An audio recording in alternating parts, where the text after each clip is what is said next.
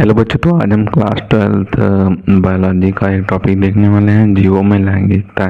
यानी कि लिंग के आधार पर जीवों को कितने भागों में बांटा गया है उसी को देखने वाले हैं। तो यहाँ पे दिया हुआ है कि लैंगिकता के आधार पर जीवों को दो समूहों में बांटा गया है, एक लिंगी जीव और द्विलिंगी जीव। यानी कि जिनमें एक लिंग पाया जाता है वो एक लिंगी जीव है, जिनमें दो लिंग पाए जाते हैं वो दो लिंगी जीव होते हैं। तो यहाँ पे आगे देखेंगे एक लिंगी जीव की डिफिनेशन देखेंगे, फिर दो लिंगी जीव की द्विलिंगी डिफिनेशन देखेंगे। तो यहाँ पे एक लिंगी जीव में दिया हुआ है केवल एक प्रकार के युग्मक बनाने वाले जीव एक लिंगी जीव कहलाते हैं। यानी कि जो एक प्रकार का ही युग्मक बनाते हैं वो एक लिंगी जीव कहलाते हैं।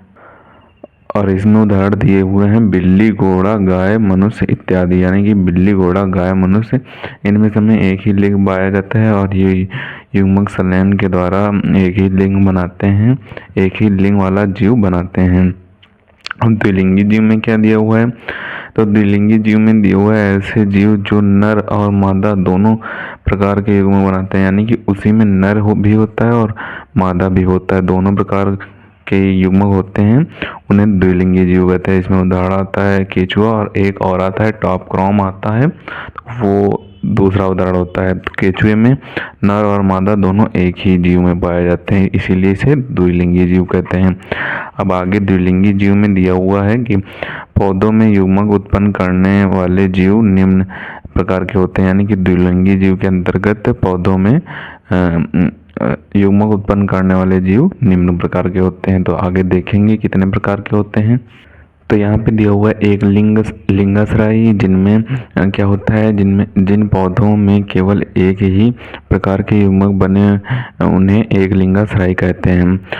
जैसे कि उदाहरण में दिया हुआ है पपीता, खजूर, साइकस, कद्दू, इन सभी में जो होता है एक ही लिंग बनता है और एक ही प्रकार के युग्मक बनते हैं, इसीलिए इन्हें एक लिंगाश्रयी कहते हैं। दूसरा यहाँ पे दिया हुआ है उभयलिंगाश्रयी। तो यहाँ पे इसकी डेफिनेशन दी हुई है कि जिन पौधों में नर और मादा लैंगिक अंग एक ही पौधे पर हों उन्हें उभयलिंगाश्रयी कहते हैं। यानी कि जो नर का लैंगिक अंग और मादा का लैंगिक अंग एक ही पौधे पर हों उन्हें उभयलिंगाश्रयी कहते हैं। इसमें उदाहरण होता है गुड़हल, आम, सेब आदि। तो ये उदाहरण होते हैं उभयलिंगाश्रयी के। इनमें क्या होता है, इनमें जो होता है कि नर का भी जो लैंगिक अंग होता है वो भी इन्हीं पौधों पे पाया जाता है और मादा का भी जो लैंगिक अंग होता है वो भी इन्हीं पौधों पे पाया जाता है। लेकिन इसमें एक लिंगाश्रयी में ऐसा नहीं होता है। एक लिंगाश्रयी में केवल एक ही युग्मक, एक ही प्रकार का युग्मक बनते हैं, मतलब एक ही प्रकार का लैंगिक अंग उन पौधों पे पाया जाता है। तो इसी तरीके से आप उभयलिंगाश्रयी और एक लिंगाश्रयी का सबसे पहले स्क्रीनशॉट ले लें और अब आप द्विलिंगी जीव का स्क्रीनशॉट ले लें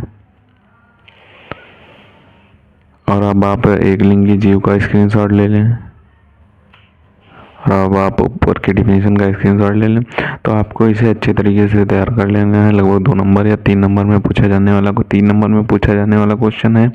कभी कभी आ जाता है, ज़्यादा इंपॉर्टेंट भी नहीं है। आप इसे एक बार पढ़ जरूर लेना, कभी कभी एग्जाम में फंस भी जाता है। ज़्यादा इंपॉर्टेंट नहीं, इम्पॉर्टेंट हम आपको एग्ज़ाम के टाइम पे बता देंगे। तो इसके लिए आप हमारे चैनल को सब्सक्राइब कर लें। मिलते हैं किसी नए टॉपिक के साथ, तब तक के लिए धन्यवाद।